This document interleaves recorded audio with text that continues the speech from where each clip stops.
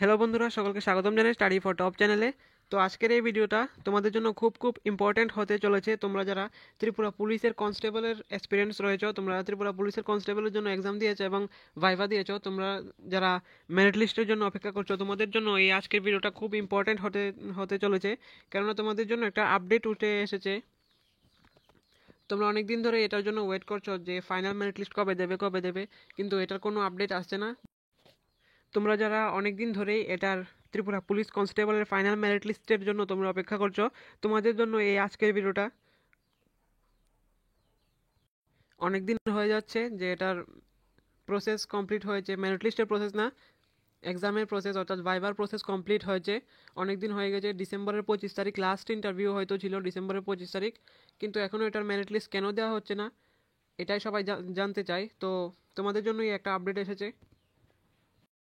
তো দেখো এখানে কি বলা হয়েছে, এটা সকল ত্রিপুরা পুলিশ অ্যাসপিরেন্টদের, ত্রিপুরা পুলিশ কনস্টেবল অ্যাসপিরেন্টদের জন্য এটা বলা হয়েছে।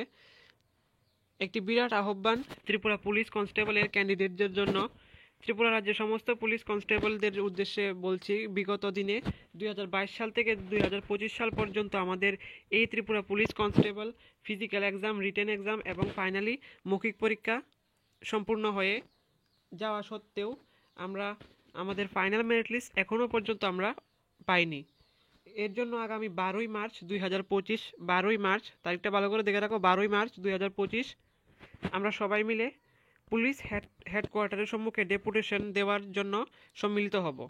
আগামী 12ই মার্চ সকল ত্রিপুরা পুলিশ অ্যাসপিরেন্টদের বলা হয়েছে ডেপুটেশনের জন্য যাবে তারা পুলিশ হেডকোয়ার্টারে। এখানে টাইমও দেওয়া হয়েছে 12 মার্চ, 12ই মার্চ 11টা, 11:30 সকাল 11:30টার সময় যাওয়ার কথা বলা হয়েছে। তো তোমরা যারা যারা পারবে সকলেই যাও, এটা আমাদের কথা না, তোমরা যারা ত্রিপুরা পুলিশ কনস্টেবলের এক্সপিরিয়েন্স রয়েছে তোমাদেরই কথা এটা, যে তোমরা 12 তারিখ যাবে। 12 তারিখ 11:30টার সময় তোমরা ত্রিপুরা পুলিশ হেডকোয়ার্টারের সামনে যাবে। আন্দোলন করার জন্যই নয়, জাস্ট একটা শান্তিপূর্ণ ডেপুটেশনের জন্য। আন্দোলন কোনো সমস্যারই সমাধান না। তবু আমাদের হিসাবে এটারও কোনো দরকার পড়ে না, কেননা একটা প্রস্তুতি চলছে যে মার্চের মধ্যেই দেওয়ার একটা সিদ্ধান্ত চলছে। মার্চের মধ্যে একদম ফাইনাল স্টেজে রয়েছে ত্রিপুরা পুলিশ কনস্টেবলের রেজাল্ট, ফাইনাল স্টেজে রয়েছে, মার্চের মধ্যেই হয়তোবা দিয়ে দিতে পারে।